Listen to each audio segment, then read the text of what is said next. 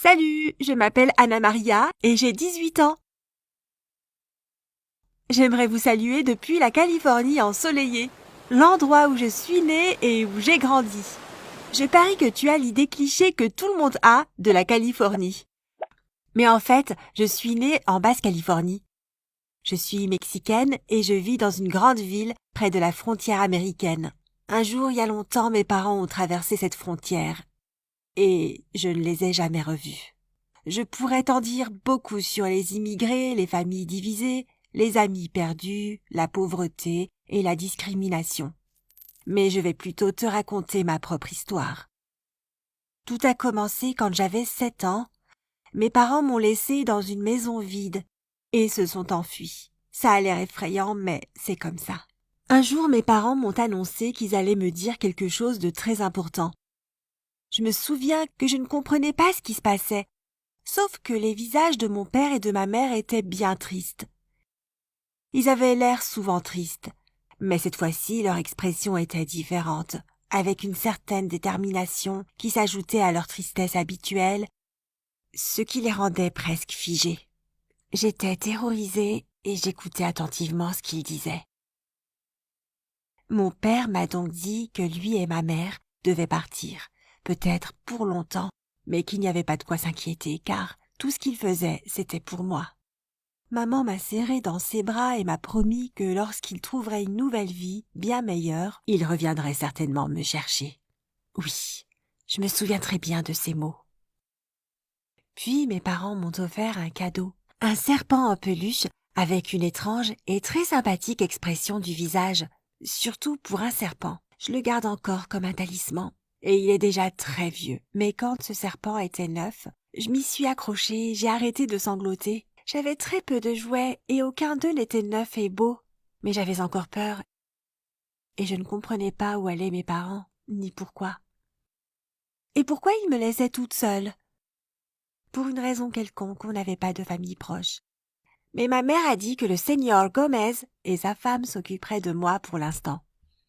Le seigneur Gomez et sa femme étaient nos voisins. Je les connaissais depuis toujours. C'était une bonne nouvelle. J'ai donc attendu la señora Gomez et mes parents ont pris leur sac et sont partis sans me regarder. À ce moment-là, je ne comprenais pas que mes parents ne partaient pas seulement pour quelques jours. Ils allaient dans un pays étranger à la recherche d'un bon travail qu'ils ne pouvaient pas trouver dans ce pays. Et bien sûr, je ne comprenais pas qu'ils s'y rendaient illégalement. La señora Gomez m'a expliqué tout ça plus tard. Et le seigneur Gomez et sa femme ne m'ont pas emmené chez eux au résultat. La maison de ma famille était très petite et la leur était identique et 3 de leurs propres enfants y vivaient déjà. Donc il n'y avait tout simplement plus de place pour moi. Cependant, le seigneur Gomez avait juré à mes parents que je serais en sécurité et il a tenu sa promesse. Il n'a touché à aucune des affaires de notre famille et señora Gomez passait au moins 4 heures par jour avec moi. Elle me faisait à manger, prenait soin de moi et gardait la maison propre. Tous les matins, elle m'envoyait à l'école avec ses enfants. Alors j'ai continué à recevoir une éducation. Les Gomez ont décidé que personne ne devait savoir qu'on m'avait laissée seule. Señor Gomez m'a interdit de quitter la maison sans lui ou señora Gomez, ou de recevoir des invités chez moi. Alors je parlais à peine avec les autres enfants et je jouais seule le soir. En attendant que señora Gomez vienne me voir. Elle avait beaucoup de problèmes avec ses enfants. Et elle venait toujours à des heures différentes. Parfois, je devais me coucher avant le coucher du soleil. Et parfois, j'attendais bien après minuit qu'elle puisse passer du temps avec moi. En général, ma vie était plutôt paisible. Mais je me sentais très seule. Quand j'ai grandi un peu plus tard, Señor Gomez m'a apporté un vieil ordinateur qui fonctionnait encore et a demandé à une compagnie de câblage de mettre une connexion Internet pour que je puisse garder contact avec mes parents aux États-Unis et pas seulement par leur rare coup de fil. Mais maintenant, je comprends qu'il m'a simplement donné l'occasion d'étudier parce que mes parents ne se sont pas mis à me parler plus souvent quand je me suis connectée sur le net. Au début, ils m'envoyaient l'argent pour Gomez, mais les transferts sont devenus de plus en plus rares jusqu'à ce qu'ils cessent complètement. Au bout d'un moment, mes parents ont arrêté d'écrire et d'appeler. Je suis devenue un parasite pour les Gomez, mais ils ont continué à prendre soin de moi autant qu'ils le pouvaient et dans la limite de leurs moyens. Je ne l'oublierai jamais et je leur en serai reconnaissante pour le reste de ma vie. Señora Gomez m'a souvent dit que mes parents ne venaient pas au Mexique parce qu'ils pourraient avoir des problèmes avec la loi. Mais bien sûr, elle ne voulait pas me contrarier, tout simplement. Le dernier message que j'ai reçu de mes parents date de mes 11 ans. Après quoi, pendant 7 ans, je n'ai rien su d'eux. J'ai dû m'y faire et je me disais qu'ils travaillaient très dur, mais qu'ils étaient encore pauvres, qu'ils n'avaient aucune possibilité de retourner au Mexique et qu'ils avaient honte de dire à leur fille qu'ils avaient échoué. Je me suis fait la promesse qu'après l'école, j'irais aussi aux États-Unis. Là-bas, je pourrais certainement aller à l'université, choisir une bonne profession, gagner beaucoup d'argent et sauver mes parents de la misère. Oui, je m'imaginais comme une super-héroïne.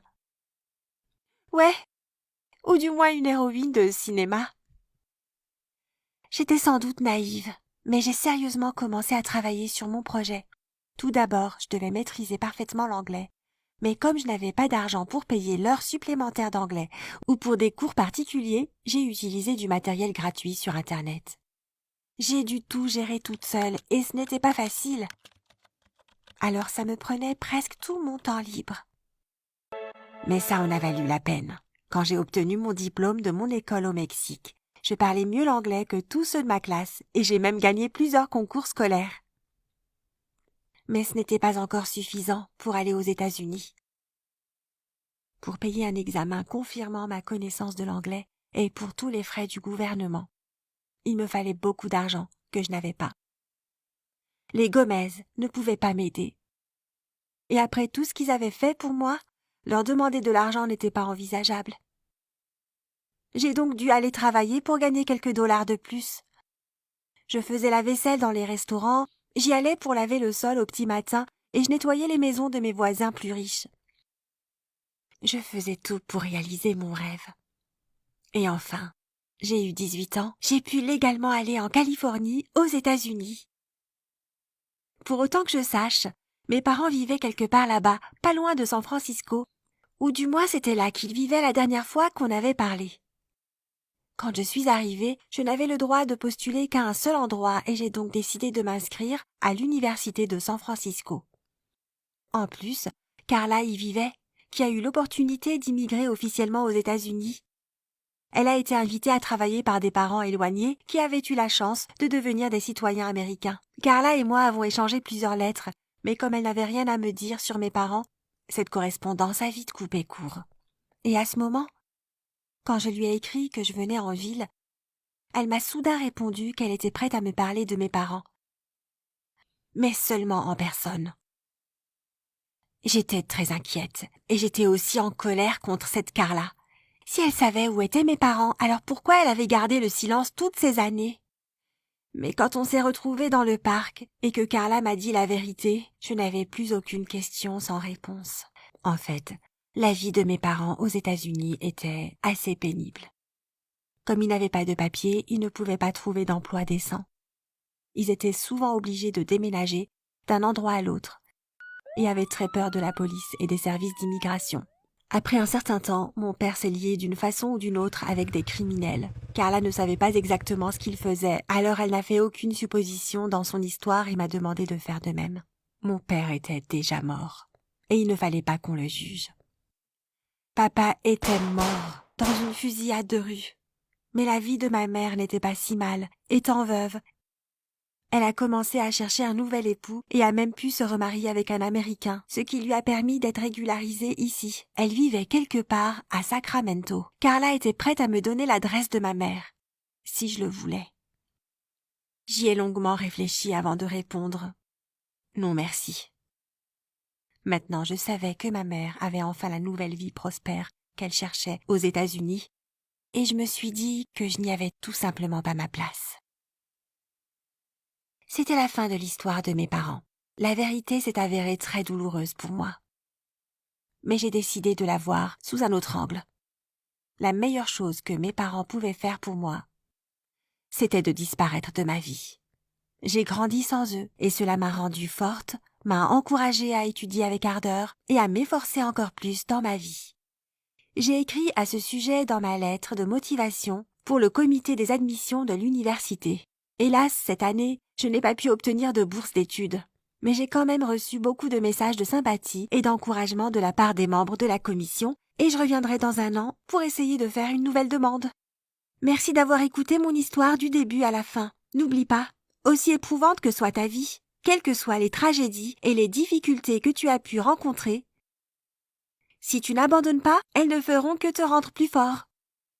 Alors, ne perds jamais espoir et abonne-toi à cette chaîne.